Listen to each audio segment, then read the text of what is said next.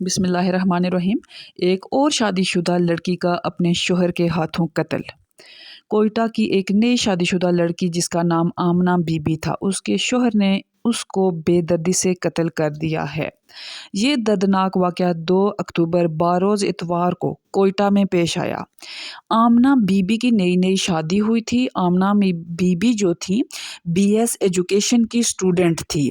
BS education की student थी, वो यूनिवर्सिटी कौन-सी थी? सरदार बहादुर खान यूनिवर्सिटी की वो स्टूडेंट थी और बीएस एजुकेशन में उनकी एजुकेशन अभी तक जारी थी और एजुकेशन के दौरान ही उनकी शादी होती है। जब शादी होती है तो उनमें ये एग्रीमेंट तय पाता है कि शादी के बाद भी आमना बीबी अपनी एजुकेशन जो है जारी रख सकेंगी।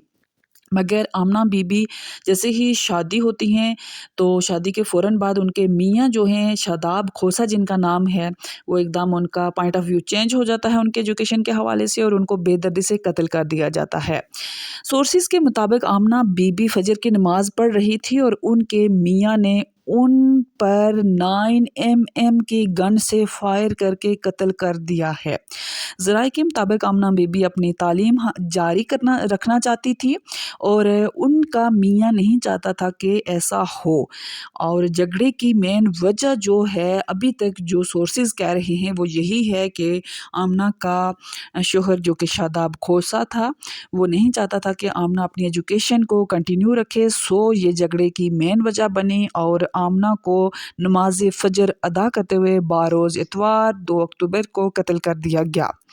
आमना की डेड बॉडी कोयटा के सिविल हॉस्पिटल में लेकर उसके वारसीन वुरसा गए तो वहाँ पे डॉक्टर्स ने जब पोस्टमार्टम किया तो ये बात सामने आई है कि आमना के मियाँ ने उसको सर के बाएं तरफ यानी कि ब्रेन में फायर किया है और जाके दाएं तरफ से गोली सर से बाहर आई है और मौका पर ही एकदम चंद सेकंड्स में आमना बीबी की डेथ हो जाती है। अब कहा यह जा रहा है न्यूज़ में कि जो शादाब खोसा हैं वो अरेस्ट हो चुके हैं।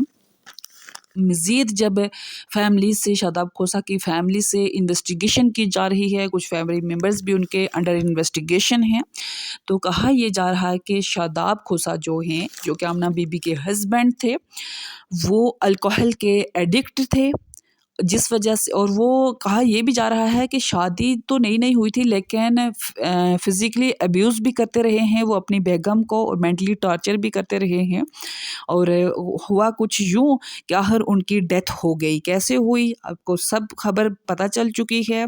दिमाग में फायर किया गया और मौका पर ही आमना बीबी को कत्ल कर दिया गया। और सबसे बड़ी बात यह है कि वो फजर की नमाज अदा कर रही थी और नमाज पढ़ते हुए उस दरिंदे ने आमना को कत्ल किया। अब सवाल ये पैदा होता है कि 15 दिनों में ये दूसरा केस है। ये जस्ट वो केसेस हैं जो नामवर शख्सियात के सामने आए हैं। सबसे पहले सारा इनाम कत्ल केस कुछ डेज़ पहले हुआ और वो भी अपने शोहर के हाथों कत्ल हुई। फिर अब जो है आमना बीबी शादाब खोसा यानी कि अपने शोहर के हाथों कत्ल हुई हैं। इससे पीछे चले जाएं 1 ईयर अगो चले जाएं तो नूर मुकद्दम केस जो कि ज़ाहिर जाफ़र ने जो कि होने वाले हस्बैंड ने कहा यह जा रहा था कि ज़ाहिर जाफ़र से शादी करने वाली थी नूर मुकद्दम को ज़ाहिर जाफ़र ने किस तरह बेदर्दी से कत्ल किया था, उसको घसीटा, उसको मारा, उसके अज़ा काटे, उसके बाद उसको कितना अज़ियत और तशद्दुद के बाद उसका कत्ल किया था। इसी तरह सेम सारा इनाम का केस हुआ डिम्पल के साथ। सारा इनाम के हस्बैंड शाहनवाज ने डिम्पल पहले उनके सर पे मारता रहा फिर डेड बॉडी को घसीट कर जब नीम बेहोशी में थी वो तो तब घसीट कर पानी के टब में डाला गया, नलका खोल दिया गया जिससे सारा इनाम जो हैं उनका इंतकाल हुआ। अब आमना बीबी आती हैं। अगर नूर मुकद्दम के केस में ज़ाहिर जाफ़र को जो सज़ा फांसी की सुनाई गई थी उस पे अगर इम्प्लीमेंटेशन हो जाता, उसको लटकाया ना जाता तो تو سارا انعام کا قتل بھی نہ ہوتا۔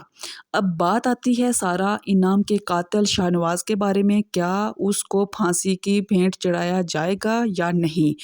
اگر اسی طرح ہوتا رہا تو کئی نور مقدم، سارا انعام اور آمنہ بی بی جیسی اور کئی لڑکیاں جو ہیں ایسے قاتلوں کا، درندوں کا شکار ہوتی رہیں گی۔